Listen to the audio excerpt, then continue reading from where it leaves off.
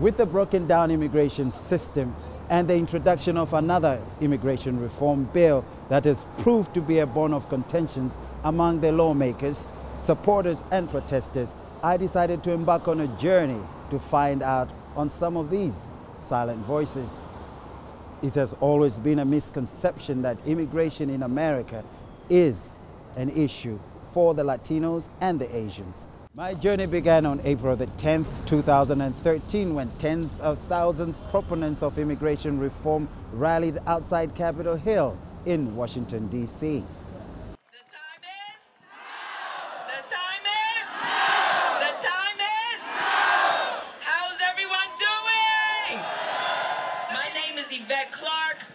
I come from Brooklyn, New York.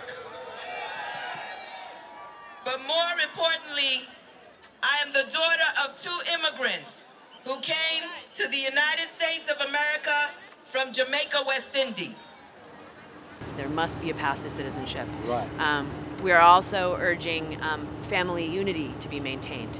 We know that one of the main reasons that people come to this country are to be together with their families, and we need to stop policies that tear families apart.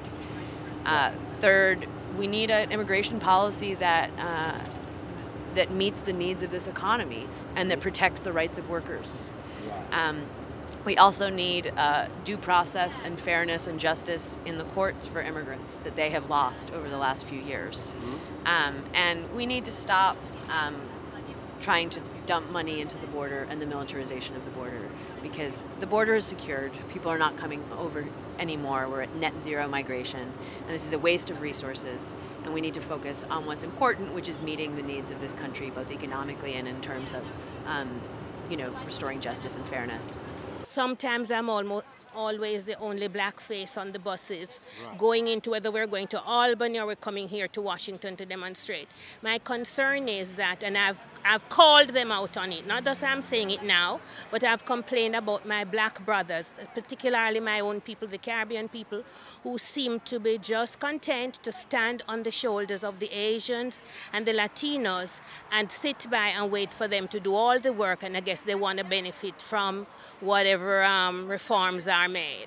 Right inside this building since morning, various groups from all over the United States have been coming through and have actually been going through training sessions on legislative tips and guidelines for effective lobbying with their legislators around the city. So we have a sense of what could happen with the Senate process. We're not sure what's going to happen with the House process, but what we know is that we can't wait anymore.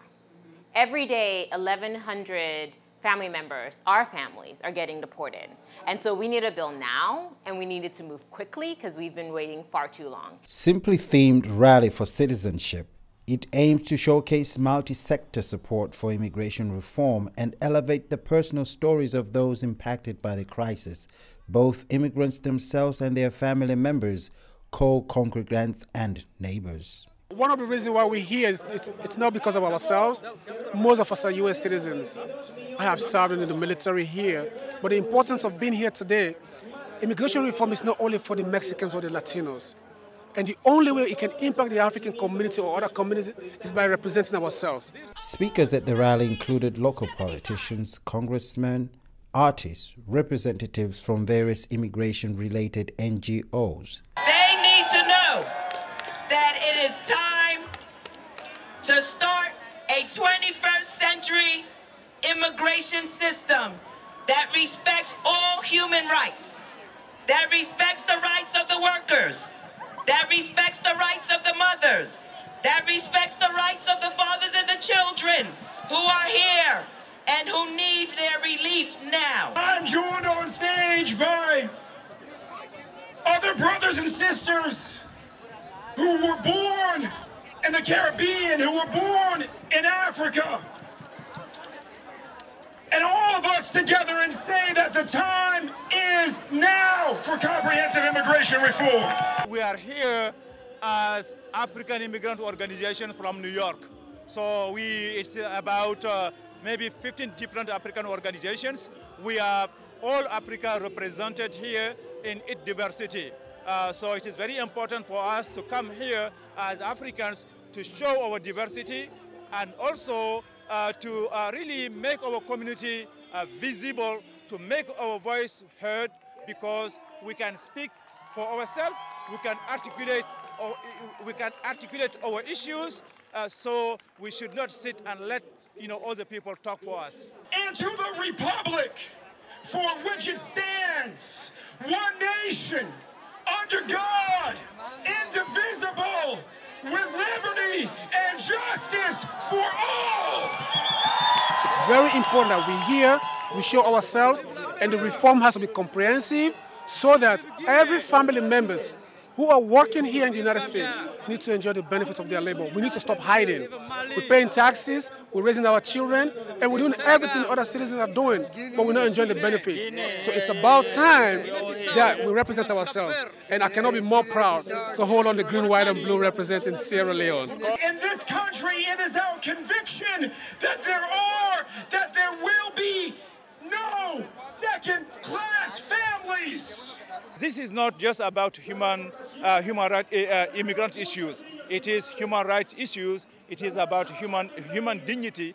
Anyone who cares about human dignity, whether you have papers or you don't have papers, you should be involved in this movement for respect for fundamental human rights. Now, to be sure, our nation was not always a nation, and even after it became one, we were not clear that our destiny was to even be one nation, or that we would insist on having liberty and justice for all our brothers and sisters. I'm here to represent them.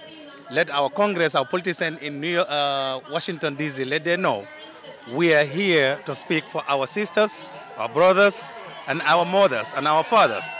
They're tired, they need help, and we need help from our politicians. That's why we are here today, sir. Following this rally for citizenship in Washington, D.C., my journey took me to the White House for an immigration briefing. Please stay tuned for part 2 of the Immigration Update series.